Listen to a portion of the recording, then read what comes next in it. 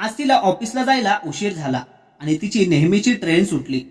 ती धावून ट्रेन पकडण्याचा प्रयत्न करत होती, म्हणून ट्रेन प्लॅटफॉर्म सोडल्यानंतरही तिच्या हृदयाच्या ठोक्यांनी ऊर वर खाली होत होता। स्वतःला शांत करण्यासाठी तिने छातीवर हात ठेवला। अचानक पुढची ट्रेन पकडण्यासाठी तिला स्वतःभोवती महिलांची गर्दी दिसली, पण आता ती नकळत त्या गर्दीतून बाजूला होऊन एका खुर्चीवर बसली होती। ती जिला खरे तर तेथे गर्दी असूनही आश्चर्यानेच आज मिळाली होती। 2-3 गाड्या एकामागून एक गेल्या, परंतु ती त्यातून गेली नाही आणि तिथे शांतपणे बसून होती। 1 तासानंतर फोनचे नोटिफिकेशन आले आणि तिला तिच्या ऑफिसला जायला उशीर झाल्याची जाणीव झाली। अनन्या, अगं कधी येणार आहे ऑफिसला? तिच्या सहकार्याने तिला मेसेजद्वारे विचारले। अनन्या मॅडम, आज तातडीने ही फाईल हवी आहे। ऑफिसचे एक एक करून ग्रुप मेसेज येऊ लागले। माफ करा, मी आजारी असल्याने आज येऊ शकत नाही। ती ग्रुपमध्ये मेसेज पाठवते आणि त्यांचे पुढचे मेसेज न पाहता तिने तिचे इंटरनेट बंद केले। आता पुढे काय करणार ती विचार करत होती। तिला अनेक दिवसांपासून जायचे होते, त्यामुळे ती जवळच्या मंदिरात गेली। ते गणपती मंदिर होते। तिला तिथे गेल्यानंतर सकारात्मक आणि प्रसन्न वाटले। मग तिला भिकाऱ्यांच्या शेवटच्या ओळीत एक आई तिच्या लहान बाळासोबत खाली बसलेली दिसली, म्हणून तिने तिला तिचा टिफिन दिला, कारण तिला भूक लागली आहे हे तिच्या अवस्थेवरून दिसून आले। त्यामुळे तिने पैशाऐवजी तिचा टिफिन बॉक्स दिला, जो तिने सकाळी लवकर उठवून बनवला होता। त्या तरुण आईने हसून हात जोडून कृतज्ञता दाखवली। तिला मदत करून अनन्यालाही मनाचं समाधान वाटले। मग ती एका हॉटेलमध्ये गेली, कारण ती सकाळी नाश्ता करायला विसरली होती, म्हणून तिच्या पोटात भुकेने कावळे ओरडत होते।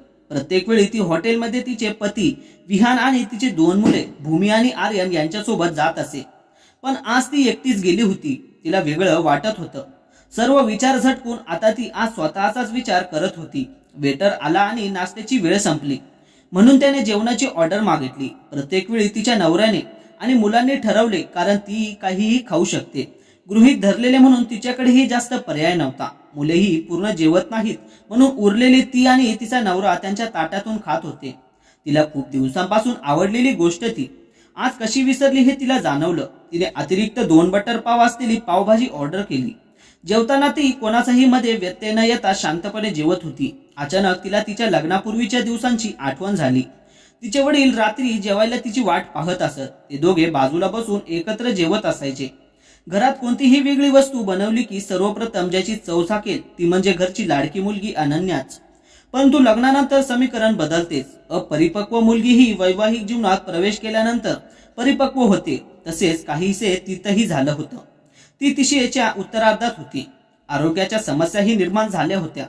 तिचे वजन थोडे वाढले होते। या महागाईच्या जीवनात ती आपल्या पतीला काम करून मुलांच्या इच्छा पूर्ण करण्यासाठी मदत करत होती।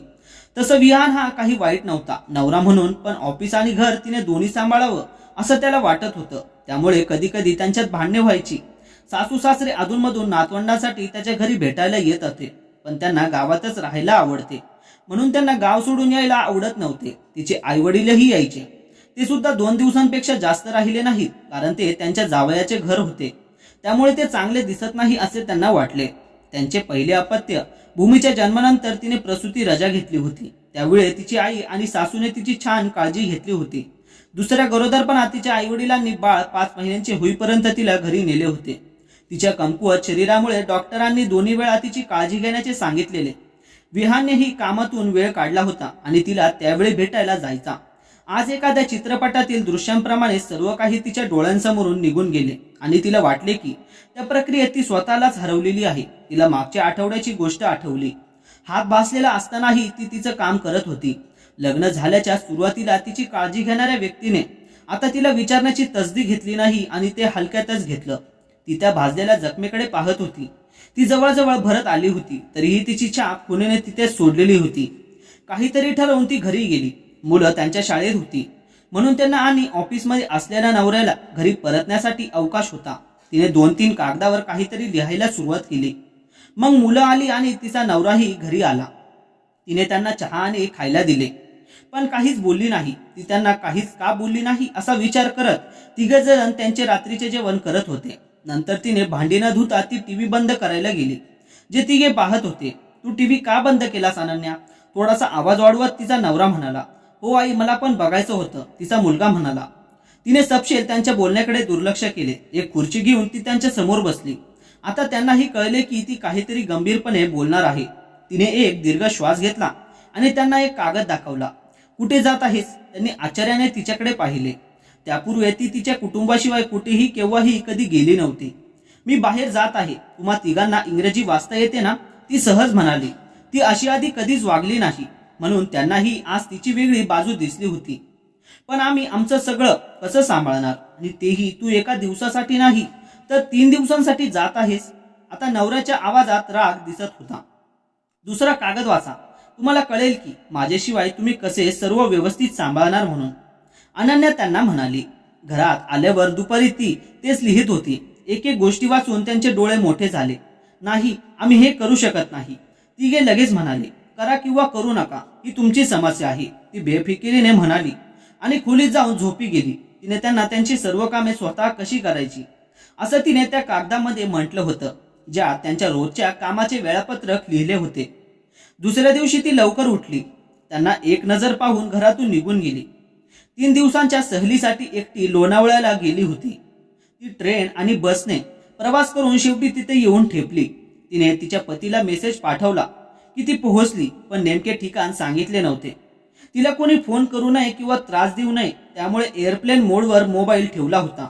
तिच्या मेसेजच्या नोटिफिकेशनद्वारे विहानची झोप चाळवली. त्याने डोळे उघडले आणि ते उघडलेच राहिले. त्याला वाटले की ती मस्करी करत आहे, त्यामुळे त्याने घरभर तिचा शोध घेतला. बाबा, मला शाळेसाठी उशीर होतोय. त्याची दोन्ही मुले त्याला म्हणाली. त्याने त्यांना तयार होण्यास कशी तरी मदत घेतली आणि तो सुद्धा त्यांच्या ऑफिससाठी तयार होत होता आणि मनोमन त्याला पत्नीची आठवण येत होती.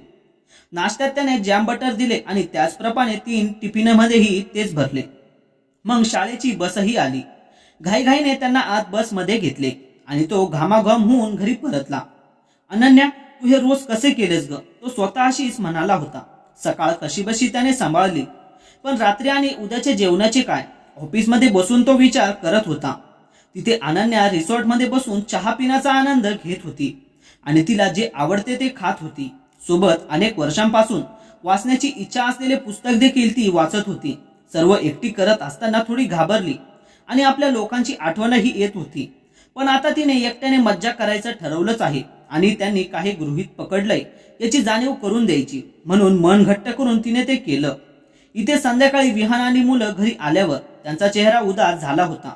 मित्रांनो, बाकीची कथा लवकरच दुसऱ्या भागात सादर करतो आणि ही कथा आपल्याला आवडली असेल तर व्हिडिओला लाईक आणि चॅनलला सबस्क्राईब नक्की करा. धन्यवाद.